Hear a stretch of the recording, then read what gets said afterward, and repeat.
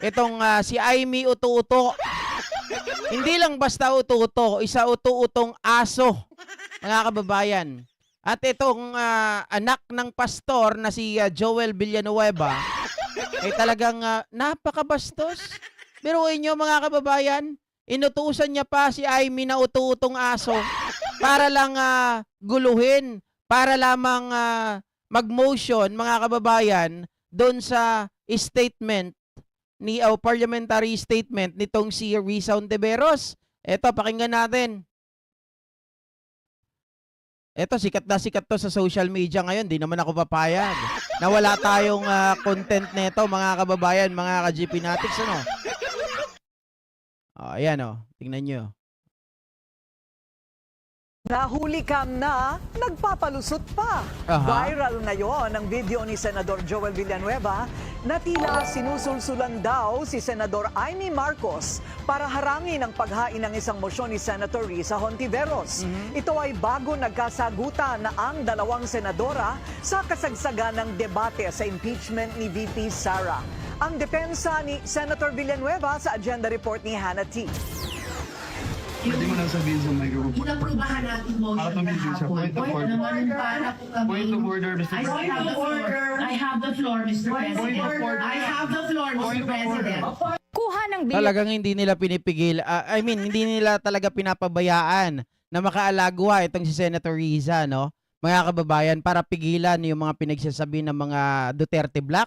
Senaryo News Channel ang ngayon kalat na video. Isang eksena bago magpalitan ng salita sina Senators Risa Hontiveros at Amy Marcos. Kita ang tila pagkonsulta ni Senator Amy kay Senator Joel Villanueva bago mag-raise ng point of order habang nagsasalita si Hontiveros. Umani ito ng samot-saring batikos online, lalo't nagmistulang tinuturuan niya si Marcos na lumapit sa podium, kasama si Senator Bato de la Rosa. Pero paano nga ba ito nangyari noong June 10? Trending po to, Ma'am Maria Palisok.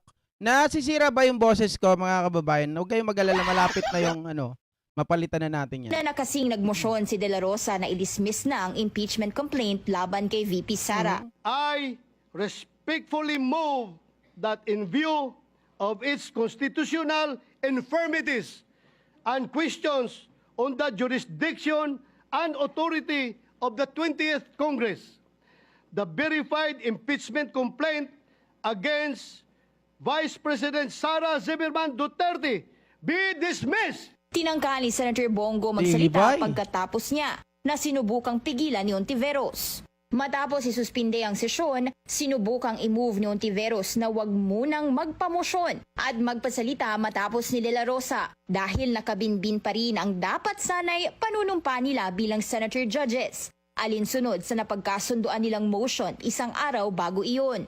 Paliwanag ni Kasi wala naman talagang karapatan, mga kababayan, mga ka-GP Natics. Ulitin ko lang ha.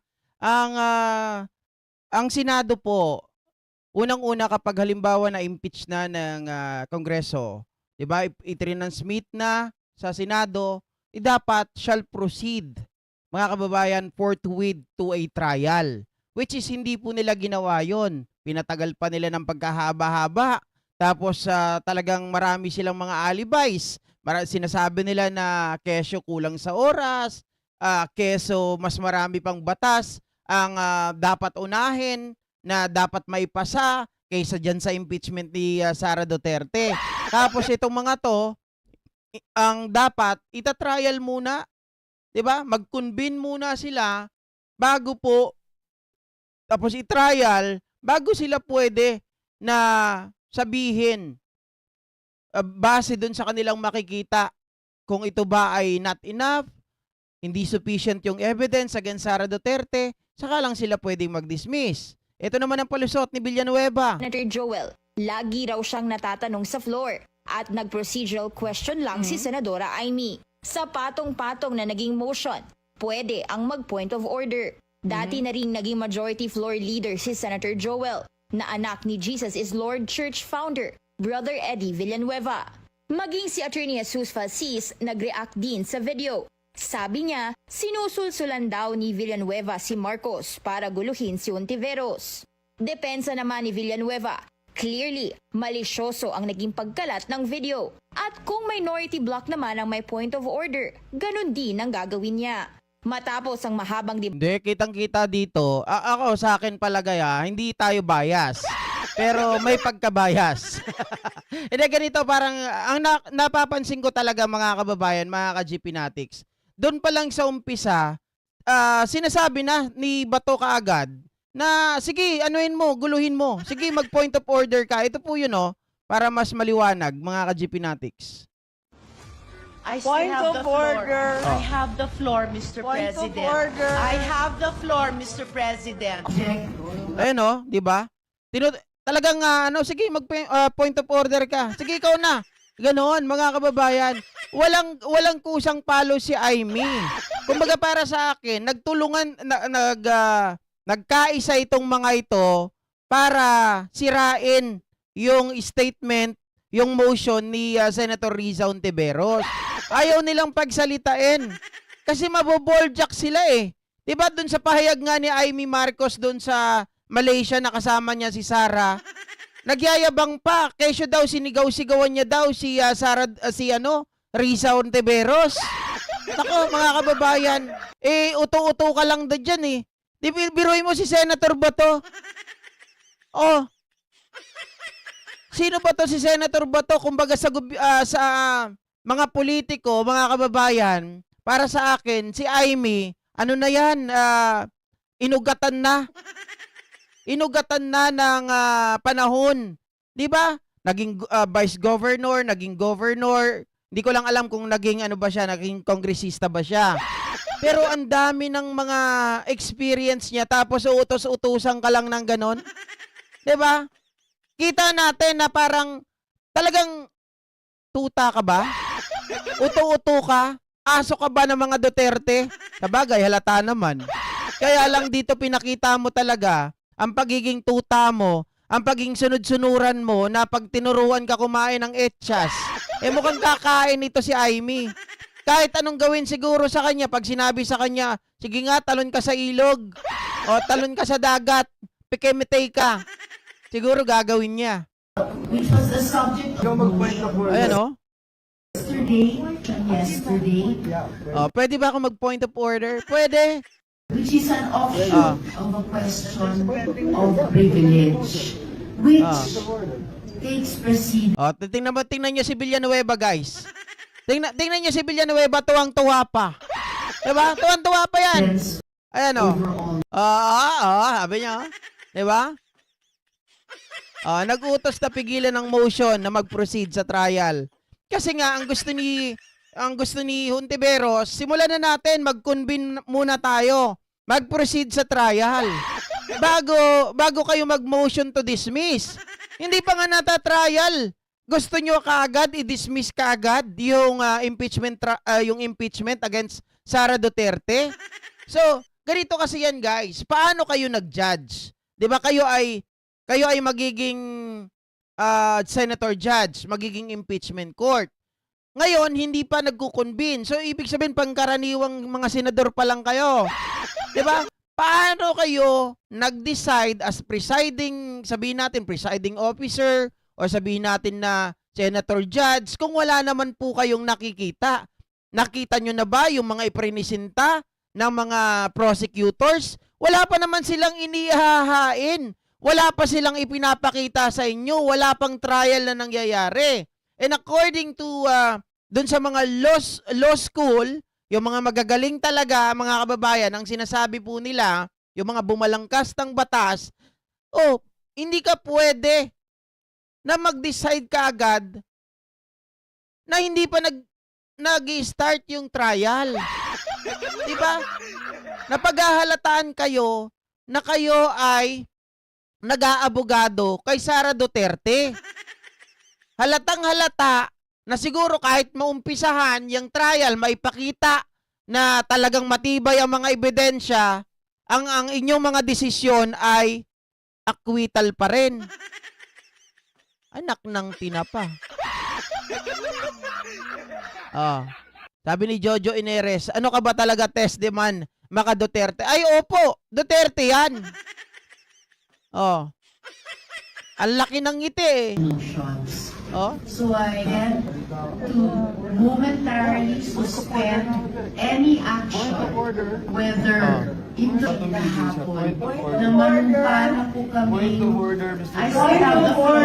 I have the floor, Mr. President. I have the floor, Mr. President. Oh, grabe yung tawa. 'Di ba? Mga kababayan?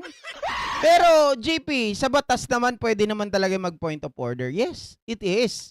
Pero sa pagpa-point of order kasi na yan, mga kababayan, ginagawa yan kapag nagkakagulo. Eh, hindi naman nagkakagulo eh. Para sa akin, Sir Carlos Maglasang, siguro nandito pa kayo, yung mga magagaling dito na mga viewers natin, yung may mga kinalaman pagdating sa batas. Mga kababayan, yung mga nag-aral po ng law, sabihin nyo sa akin, kasi ang alam ko, base sa aking pananaw, kapag may point of order, yan yung ginagawa yan kapag halimbawa yung sinasabi ng speaker ay walang kinalaman. Ito ay taliwas na, lumalayo na doon sa subject. 'Di ba? Yung pinag-uusapan.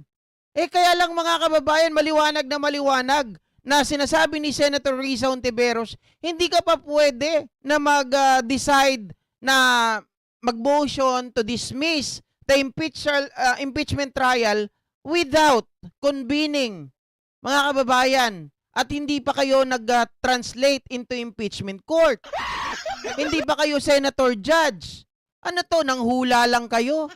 Dismiss ka agad dahil lang dun sa sinasabi nyo infirmities, may pagkukulang. Diba? Diyan, pagdating sa bagay na yan, it's not you, hindi na kayo ang pwede magsabi niya na may mga infirmities sa bagay na yan. Dahil kayo ay magiging senator judge. Kayo ay maglilitis. Hindi para sa legislation, mga ugok.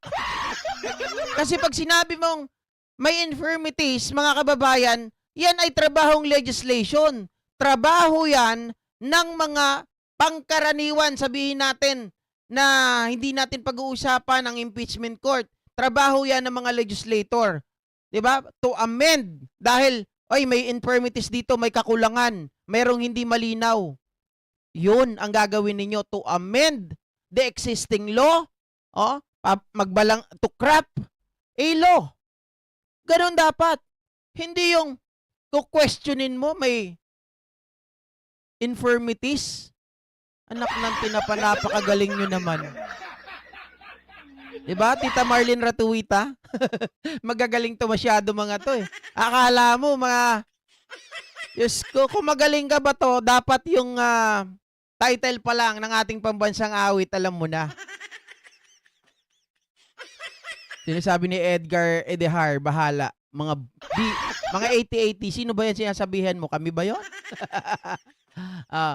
Sabi ni James Julius Catler, kaya pala walang asenso ang Pilipinas dahil mga opisyal mismo ang magnanakaw at nagtutulong-tulong pang mga walang hiya. That is true. 'Di ba? Kasi palagay ko, mga kababayan, may pinoprotektahan. Okay. So ayan yung eksena nila dyan ay masasabi natin talagang si Amy ay isang basura. Kaya shame on you kung sino man ang mga bumoto dito kay Amy Tot. 'Di ba? Ayan, yung ginawa ninyo, nagpalaki kayo ng animal. Nagpalaki kayo ng demonyo.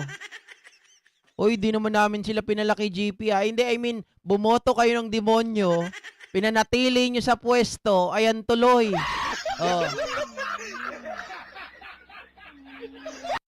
Okay, ito naman ang pag-usapan natin, mga kababayan.